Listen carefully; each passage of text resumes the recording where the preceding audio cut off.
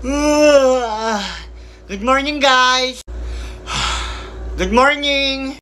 Ang baho naman na hininga mo, Mouse. Wow, nagsalita yung maasim. Nasaan na kaya yung adik sa computer shop na nag-aaral na ng mabuti? Siguro nasa school na yon. Kaya nga, namimiss ko na agad si Jose. O anak, mag-iingat ka sa pagpasok ha. Mag-aral ng mabuti. Yung baon mong kanin, nasa bag mo. O sige po ma, mag-iingat po ako. Bye-bye po, love you. Ano ba naman tong bantay sa computer shop? Ayaw pa gumising. Hoy, maglinis ka na para magbukas kayo ng computer shop.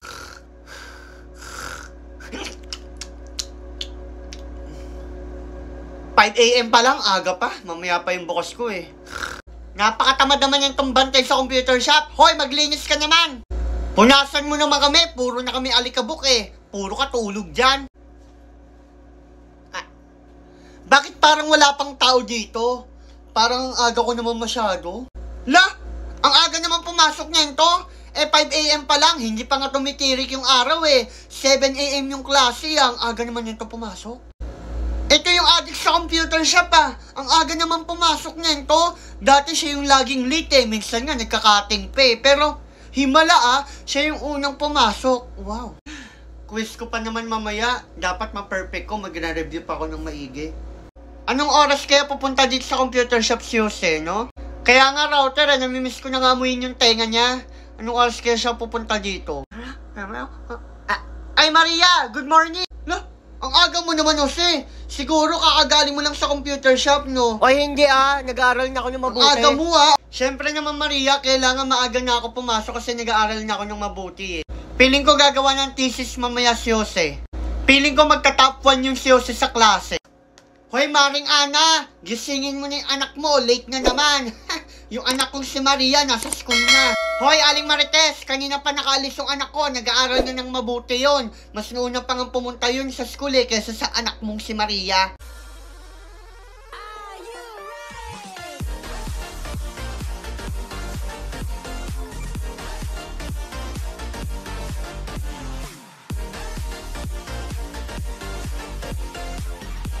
Ang tagal naman dumating nung adik sa computer shop. Ay, ang tagal dumating nung adik sa computer shop na nag-aaral na ng mabuti. Kaya nga keyboard eh, namimiss mo din no? Ako din eh, namiss ko nang amuyin yung amoy luga ng tenga. Ay oo nga pala, mabango na yung tenga nun. Hoy, yung bantay sa computer shop, linisin mo naman kami. Tsaka pakipunas naman tong kulangot na nakadikit sa akin. Napakadugyot naman yung tong bantay sa computer shop, hindi marunong maglinis. Hoy, time na yung PC5. Hala! Yan yung adik sa computer shop, yung nag-aaral na ng mabuti. La, ang dami namang hawak na papel nito. Baka magpa-print pa yan, tignan mo, nag-aaral na ng mabuti eh. Grabe, ang dami kong assignment. Ay, kaya ko to, let's go. Ayan na si Idol! Woo! La, ayan na si Idol! Idol! Grabe naman tong computer shop na to, may putok pa din. Ay ate, palaro nga pala sa PC5. Ang dami ko kasing assignment eh, kailangan kong matapos ngayon to. Kasi pasahan na bukas. Grabe, ang sipag na talaga nung adik sa computer shop. Naniniwala na talaga ako na ang kabataan ay pag-asa ng bayan. Buti na lang talaga bilang router, nagagamit din ako sa tamang paraan. Idol, ilagay mo na ako sa tenga mo. Namiss ko amuyin yung tenga mo eh. Ate, isang oras ako dito sa PC5. Grabe, ang dami ko assignment. Andito pa din yung headset na maasim. Hindi ko nagagamitin yan. Ito na yung gagamitin ko. Aba! Himala, nag-aaral kayo ng mabuti. Baka nilalagnat ka. La, Idol, tinapon mo lang ako ng ganun-ganun lang.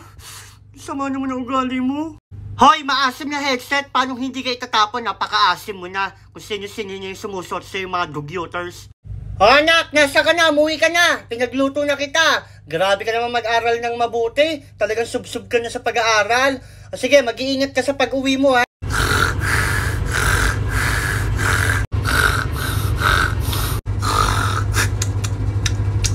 Hoy, Mouse, ang baho naman ang hininga mo.